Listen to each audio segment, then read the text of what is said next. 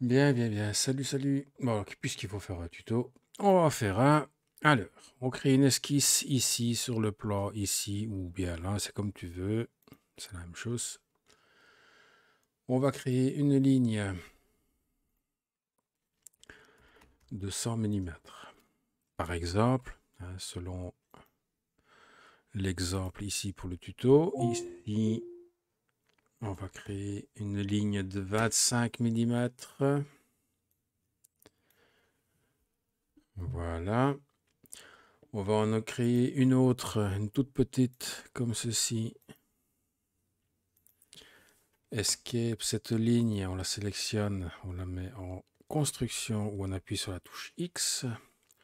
Cette ligne, on la sélectionne, on la met en trait d'axe. D'accord. Et on crée un arc en 3 points que tu trouveras dans créer arc. Tu sais où il est. On rejoint les 3 points et on met jusqu'à obtenir la tangence. Tu vois le petit sigle bleu qui s'affiche? C'est la tangence. Voilà. D'ailleurs, la preuve, le petit icône ici indique bien la tangence. Bien, on peut terminer l'esquisse. Maintenant, on va créer une révolution. Voilà, ça se fait tout seul parce qu'il y a un trait d'axe, il y a un profil. Voilà, ça se fait tout seul. On fait OK. Maintenant, reste à savoir si tu veux que ton dôme soit plein ou creux. Si tu le veux creux, tu crées une coque. On va dire, tu sélectionnes donc la face en dessous, pas celle du dessus, et tu donnes une dimension de 2 mm par exemple. Voilà. On peut aussi, pour faire plus joli, créer un filet, un congé de 2 mm par exemple. Voilà. Bon, jusque-là, rien de compliqué. Maintenant, on va créer un plan décalé depuis le plan d'origine qui est au sol. Et on va dépasser notre dôme. Sur ce plan, on crée une esquisse. Et dans cette esquisse, on va venir insérer un fichier SVG qui représente ton logo.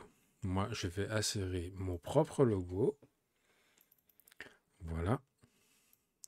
Que je vais centrer sur mon dôme. Voilà, comme ceci, plus ou moins. Je fais OK. Bien, terminer l'esquisse. Je vais faire maintenant une extrusion. Je vais sélectionner toutes les parties de mon logo. D'accord. Ici, dans Démarrer, je clique sur Objet. Il me demande de sélectionner l'objet, donc ça va être la surface ici au-dessus de mon dôme.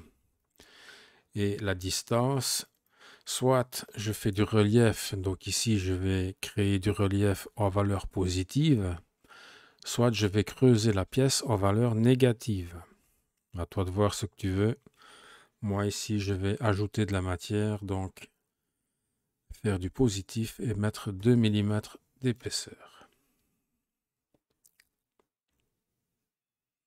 Et maintenant je fais OK et je laisse travailler Fusion parce que mon logo est un petit peu compliqué à faire.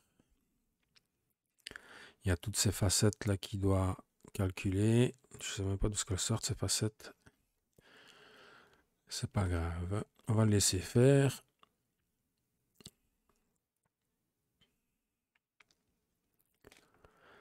Là, il a bientôt terminé. Et voilà.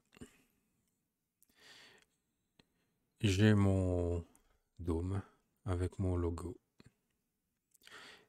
Voilà, c'est pas compliqué. Allez, à toi de jouer.